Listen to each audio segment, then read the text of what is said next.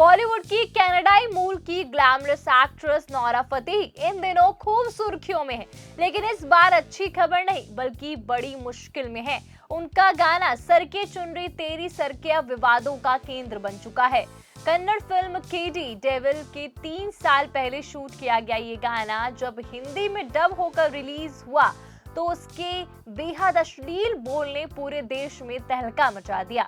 अब खबर है कि 10 वकीलों की एक टीम सीधे गृह मंत्रालय पहुंच गई और उन्होंने साफ मांग की है कि नोरा फतेही का वर्क परमिट रद्द कर दिया जाए और उन्हें भारत से डिपोर्ट कर दिया जाए। ये मांग सिर्फ गृह मंत्रालय तक नहीं, सूचना एवं प्रसारण मंत्रालय, सेंसर बोर्ड, इलेक्ट्रॉनिक मंत्रालय और राष्ट्रीय महिला आयोग तक शिकायत पहुंच चुकी है।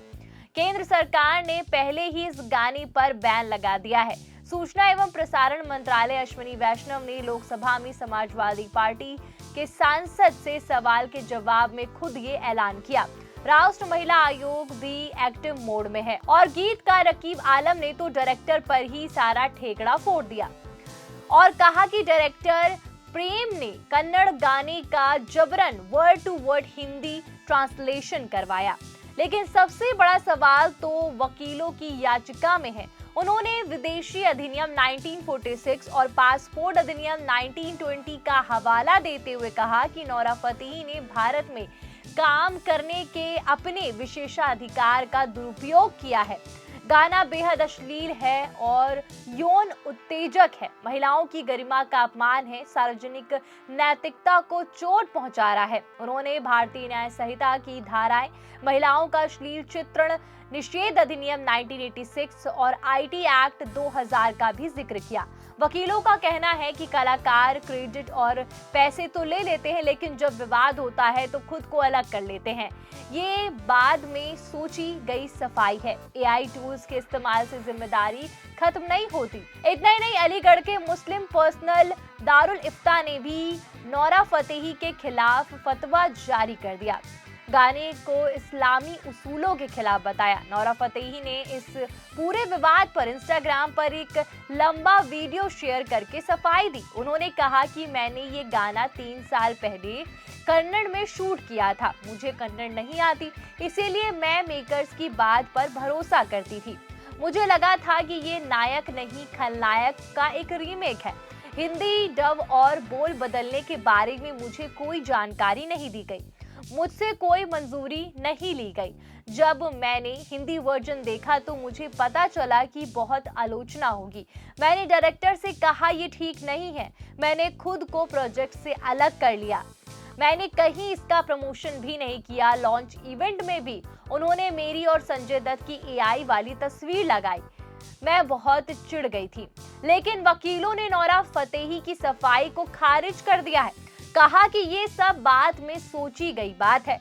कलाकार कंटेंट से खुद को अलग नहीं कर सकता। ध्यान देने वाली बात यह है कि गाने में संजय दत्त भी नजर आए लेकिन उनके खिलाफ उतना शोर नहीं है जितना नोरा फतेही के खिलाफ हो रहा है।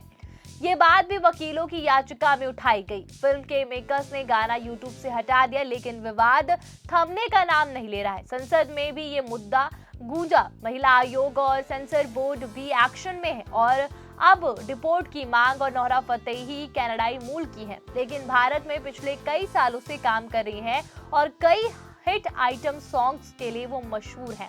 नोरा फतेही का जन्म कनाडा में हुआ और वो मूल रूप से एक कनाडाई मॉडल और अभिनेत्री हैं।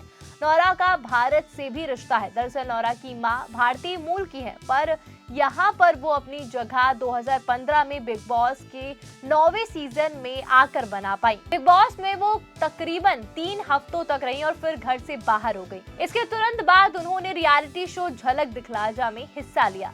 नोरा ने अपनी स्कूली शिक्षा वेस्टर्न व्यूज सैनिटल सेकेंडरी स्कूल टोरंटो से पूरी की और फिर वहीं से यॉर्क यूनिवर्सिटी एडमिशन लिया। हालांकि उन्होंने अपनी पढ़ाई डिग्री पूरी करने से पहले ही छोड़ दी। कॉलेज छोड़ने के बाद उन्होंने एक ऑरेंज मॉडल मैनेजमेंट नाम की टैलेंट एजेंसी के साथ मॉडलिंग का कॉन्ट्रैक्ट साइन किया।